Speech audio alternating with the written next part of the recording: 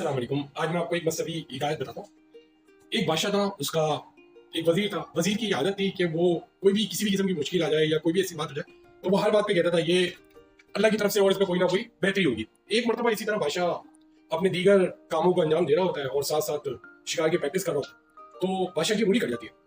बादशाह की जैसी उंगली कटती है तो वज़ीर हस्बे आदत, क्योंकि उसको ये आदत थी, वो बार बार बोला करता था, तो वज़ीर ने फिर यही बोला कि इसमें अल्लाह की कोई ना कोई हिकमत होगी, जब भी आपका ये हाथ कट गया।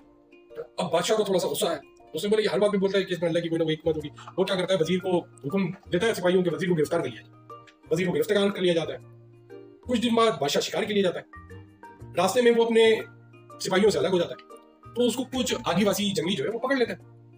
अब जंगली बोलते हैं कि हम इसकी जो है बलि चढ़ाएंगे अपने खुदाओं को। तो बादशाह बहुत परेशान होता है। इसी तरह बादशाह की जब बलि चढ़ाने का वक्त आता है, तो जो आदिवासी जंगलियों के सरदार होते हैं वो बोलते हैं इसको चेक, इसमें कोई ऐप तो नहीं, हम अपने बुतों को कोई ऐसी चीज ही चढ़ाएंगे जिसमें कोई ऐप।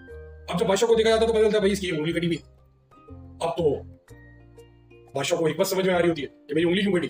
तो वो आदिवासी क्या होते हैं, बादशाह को छोड़ लेते हैं।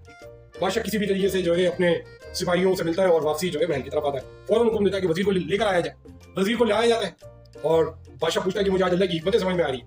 अच्छा ये तो बताओ कि जब मैंने तुम्हें जेल में कैद खाने में डाला तो इसमें अल्लाह की क्या हिकमत है। वजीर दाना था। वजीर ने बोला कि बादशाह सलामत, जब भी आप शिकार पे जाते हैं तो आप हमेशा मुझे अपने साथ लेके जाते हैं, क्योंकि आपने मुझे कैद कर दिया था और आपकी उंगली कटी हुई थी। अगर इस दफा मैं आपके साथ शिकार पे जाता तो आपकी तो उंगली कटी हुई थी, आप तो बच गए, लेकिन मैं तो सही सलामत था, तो मैं उन बुतों की बलि चढ़ जाता। तो ये अल्लाह की हिकमत थी, इसलिए आपने मुझे कैद कर दिया।